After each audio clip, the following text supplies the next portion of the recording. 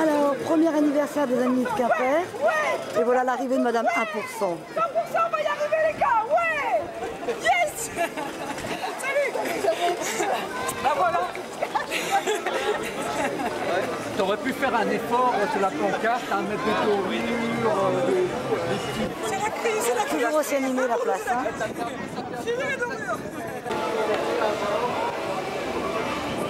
Alors aujourd'hui la place est occupée également par Europe Écologie des Verts.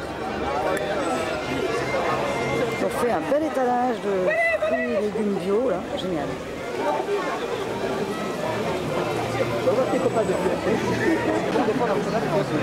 La tomate, c'est pour les Québécois, ça. C'est l'hérité avec les Québécois. Depuis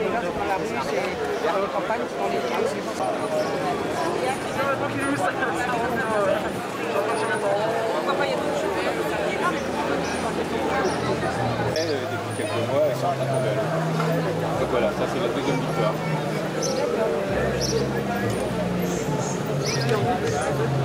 Non, c'est important de dire que la première victoire, c'est la deuxième victoire à Castres. Oui, l'Europe est là-dessus. Bonjour à tous. Aujourd'hui, ça fait 1 an que les indignés de Quimper occupent la place. 1 an que nous sommes là pour vous informer, pour communiquer, pour échanger. 1 an, et je crois qu'on est encore là pour un petit moment parce qu'il y a pas mal de choses à revoir encore. Donc venez nous rejoindre nombreux. On est là, on vous attend. Ça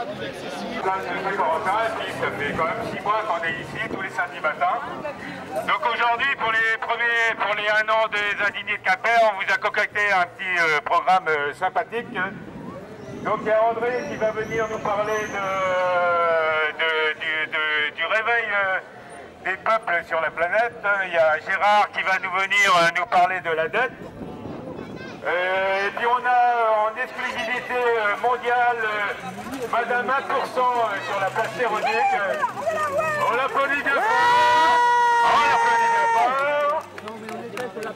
Donc voilà, elle est venue nous, après l'élection d'un président extrémiste de gauche, Madame 1% est venue nous parler de... Hein? Quoi? Hein? Il est pas là ton mari? Bah alors, t'es venue toute seule? Oui. T'as pas peur? Non. Bah alors? On est solidaires, on va être ensemble, tous. Allez, on va au 100% les enfants. 99 plus. Ah, ça fait 100, ouais. Et je retrouve Courchevel. Ne vous craignez rien, vous en foutez, hein, parce que nous, tous les sous-tous de l'autre côté, quand la bourse s'écroule, eh ben, pouf, on n'a plus rien. Vous rigolez, hein. Nous, on rigole beaucoup moins. Courchevel, déjà, paf. Et on va au ski. Ah, c'est bon. Merci. On va Porsche aussi. On va vendre la Porsche. On va vendre la Porsche. Oh oui, tu vas aller planquer ton pognon maintenant qu'on est gouverné par des extrémistes de gauche. On va commencer par mettre les vacances sont pas prises aussi. Eh ben, le 20%. Le yacht et le yacht. Mais je vais dire, vous comprenez pas, je suis avec vous. On est ensemble, tous ensemble, ouais, yeah. Non, oh, il est pas. Y'a que toi, ma bande. Et un pour tous pour moi. Ouais, voilà. Ah bon, oh, magnifique, je retiens celui-là. À vous tous pour moi. À vous tous pour moi. Oh, c'est dommage qu'on ne voyait pas là. Oui,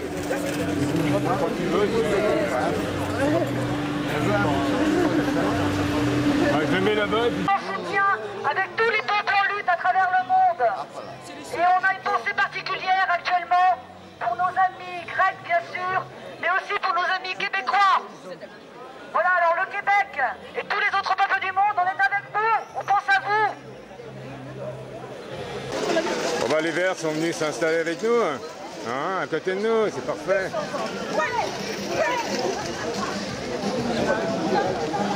Ça va André? Alors, Monsieur Tortue, alors. je vous paye un petit coup. Elle est en fer, elle rouille.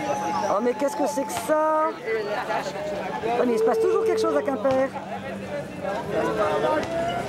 Vive la mariée! Vive la mariée!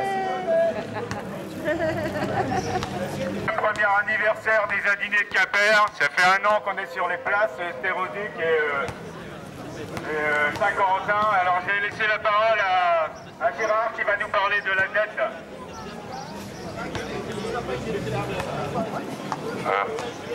En cet anniversaire, en ce jour anniversaire des indignés, pour parler de la dette, il faut commencer par une dette énorme qui risque de mettre des milliers de salariés au chômage.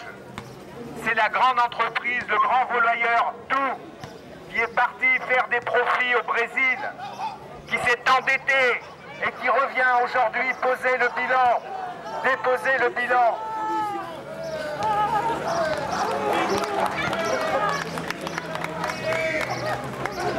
Ah, il y a de l'animation. Hein.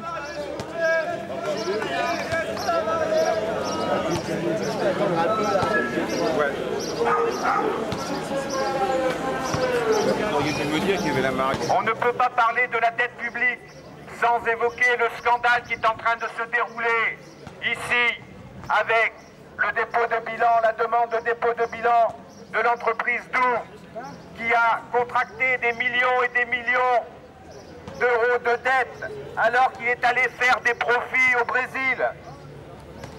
Aujourd'hui, ce sont les petits fournisseurs, les salariés qui risquent une fois de plus d'en faire les frais.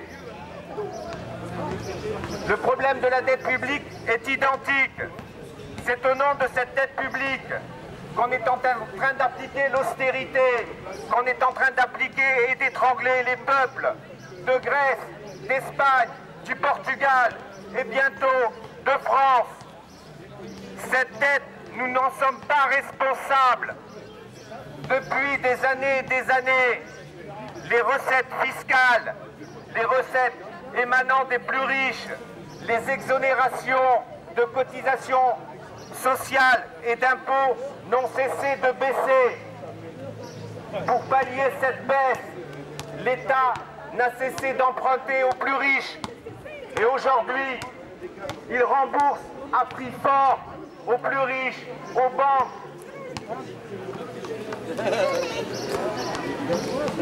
Les seuls intérêts de la dette par an aujourd'hui en France, c'est 50 milliards d'euros.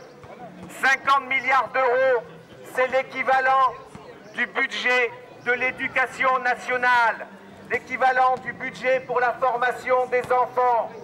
C'est cette dette qui est remboursée rubis sur ongle aux plus riches, aux banques qui ne cessent de s'engraisser sur le dos des couches populaires.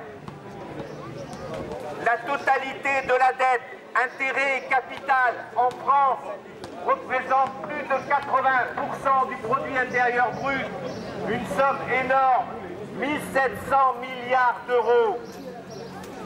Cette politique étrangle les peuples et développe l'austérité. Nous exigeons, avec les collectifs pour un audit citoyen, de développer les contrôles sur les prêts, les contrôles sur la dette, les contrôles sur les banques, comme nous demandons également que le volayeur Doux ouvre ses livres de compte, qu'il cache pour l'instant, car on ne sait rien de ses dettes, sinon qu'il veut déposer le bilan.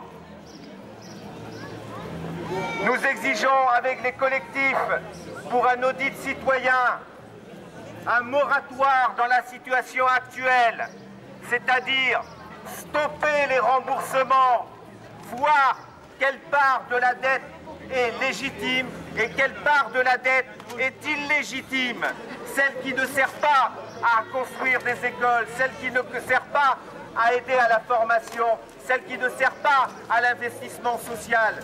Toute une partie de cette dette est aujourd'hui illégitime parce qu'elle vient du profit que se font les banques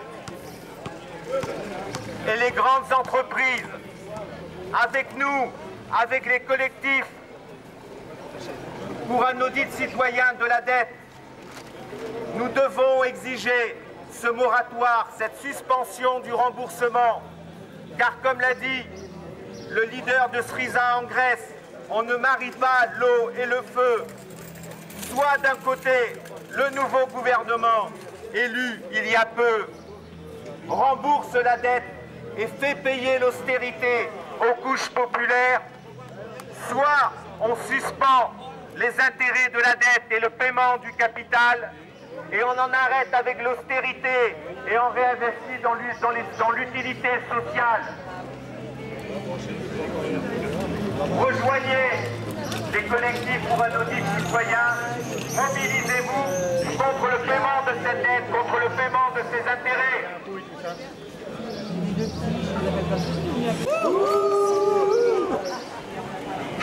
Tu vas Madame 1%, t'as un problème? Quand tu iras à la flotte, tu vas voir. Hein? Bon Bernard, André plutôt. André, tu vas venir nous parler du réveil des peuples alors. Hein? Bon, je voudrais d'abord vous remercier de m'avoir invité à prendre la parole à l'occasion de votre premier anniversaire. J'avoue avoir été dubitatif à la naissance de votre mouvement. Moi qui aime avec un soupçon de fantaisie, ceux qui me connaissent le savent, les choses assez structurées, puis j'ai vu votre mouvement avancer, je l'ai vu s'implanter, j'ai vu l'insistance, j'ai vu la volonté, j'ai vu que la fantaisie savait s'accompagner de réflexion, de rigueur et même parfois de gravité. Tout au long de l'hiver, nous nous sommes côtoyés avec un peu de méfiance au début. Et puis nous avons fait ce que l'on fait de moins en moins dans un monde pourtant hyper communicant et branché, mais dans un monde qui pousse à l'individualisme et à l'égoïsme. Nous avons fait quelque chose d'extraordinaire, nous nous sommes parlé. Nous avons su lever un certain nombre de barrières. Nous peut-être la barrière de la condescendance, vous peut-être la barrière de la défiance. Et nous avons échangé dans le froid de l'hiver autour d'une soupe. On n'a jamais dit assez l'importance de la soupe dans les relations humaines.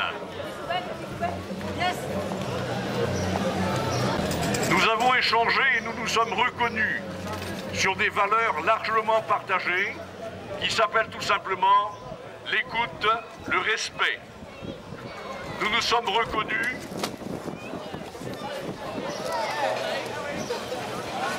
au point d'être capables de mener un certain nombre d'actions ensemble. Je veux parler des actions d'occupation des pôles emploi de Quimper. Je pense que ce rapprochement a été essentiel, car il apporte la preuve du possible. Et alors l'espoir change de camp. La capacité à s'indigner évolue vers la capacité à résister, vers la capacité à combattre, et pourquoi pas vers la capacité à imposer. Et bientôt, j'en suis persuadé, on ne parlera plus seulement d'indignation, mais on parlera déjà de dignité humaine. Bravo, bravo André.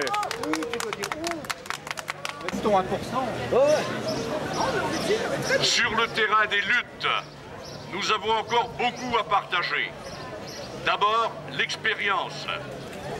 L'exemple vient de loin et n'ayons pas peur de nous y référer. Permettez-moi un instant de laisser l'historien s'exprimer.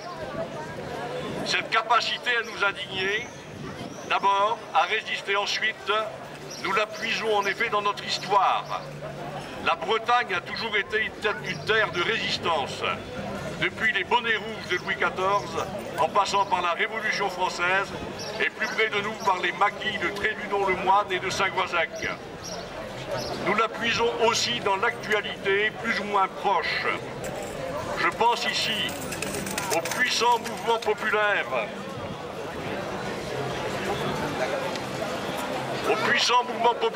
qui, contre vents et marées, les vents qui viennent du nord d'ailleurs, est en train de bouleverser toute l'Amérique du Sud.